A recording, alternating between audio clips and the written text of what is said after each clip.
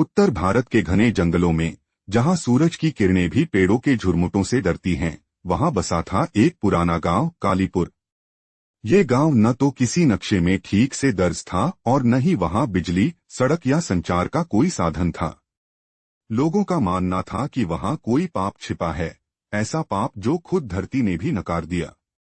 रवि दिल्ली का एक निडर और जिज्ञासु पत्रकार था।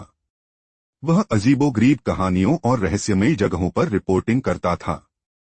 जब उसने कालीपुर के बारे में सुना तो उसका मन रोमांच से भर उठा। अगर ये सच है तो ये मेरे करियर की सबसे बड़ी स्टोरी होगी, उसने सोचा। उसने गांव के सबसे पास वाले स्टेशन तक ट्रेन ली, फिर पैदल चलते हुए जंगलों को पार कर कालीपुर पहुंचा। कालीपुर गांव के लोग उसे अजीब निगाहों से घूर रहे थे। किसी ने उसका स्वागत नहीं किया। कुछ घरों के दरवाजे आधे खुले थे, जैसे वहां कोई था, पर बाहर झांकने की हिम्मत नहीं जुटा रहा था।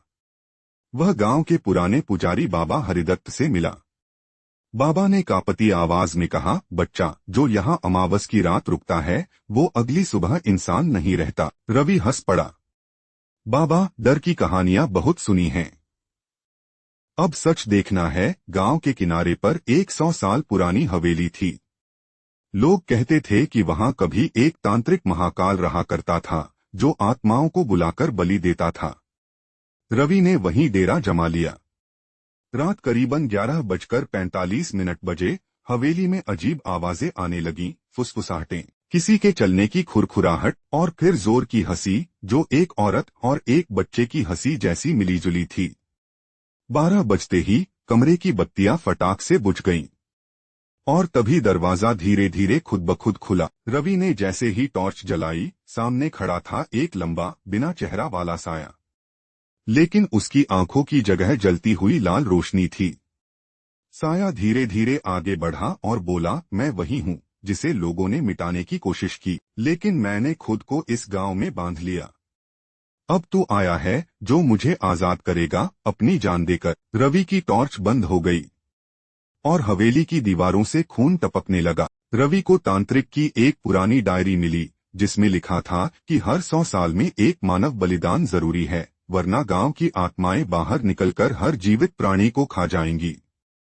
रवि की उपस्थिति से वह चक्र पूरा हो गया था। अब या तो बलिदान होता या पूरा गांव समाप्त। रात भर रवि हवेली में बंद रहा। उसे खींचने की कोशिशें हुई, हवेली की दीवारें उसके खिलाफ हो गईं।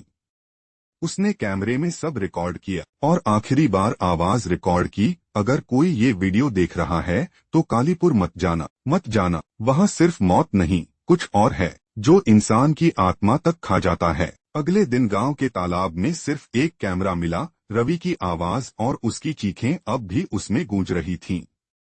रवि कभी नहीं मिला।